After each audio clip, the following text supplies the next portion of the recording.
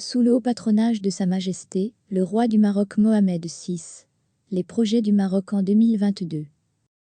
Le Maroc a acquis des drones turcs, israéliens, chinois, une puissance militaire montante de la région.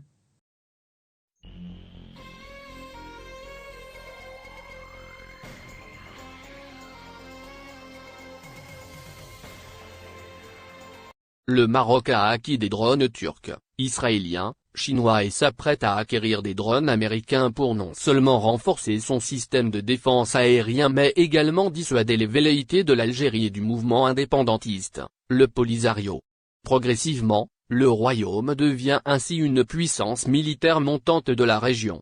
Si le recours aux drones militaires n'est pas nouveau au Maroc, cette stratégie militaire s'est renforcée au cours de ces dernières années.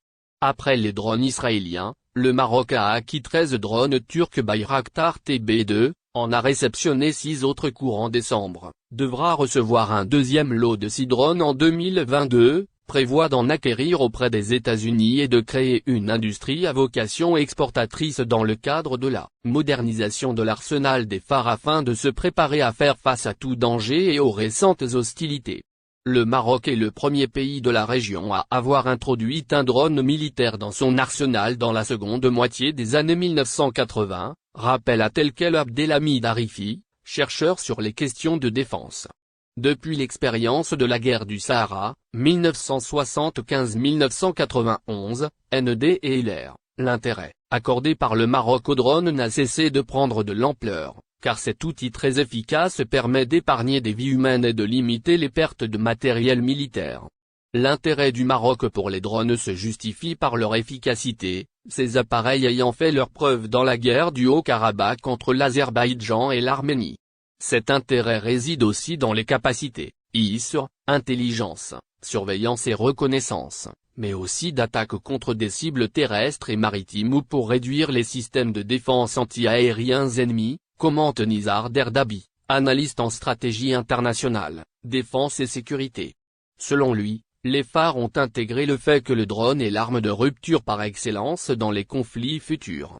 Ainsi, dans la même démarche anticipative qui avait permis au Maroc de se doter de satellites de surveillance en toute confidentialité, le commandement des phares a investi sur des armes et technologies militaires avancées telles que les drones bien avant les autres forces armées de la région.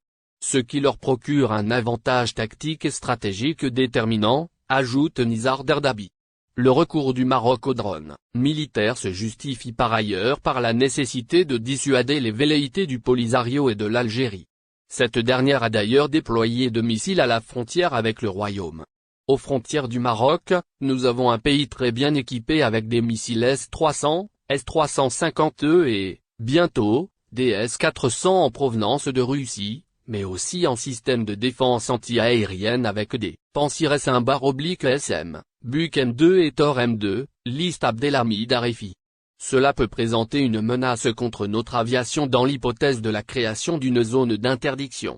Pour contrer une attaque algérienne, le Maroc doit s'équiper de moyens adéquats pour faire face à cette défense et se doter de moyens pour empêcher d'activer leur système de dissuasion ou les brouiller dans le cas où ces systèmes seraient activés, ajoute l'expert dans le domaine militaire.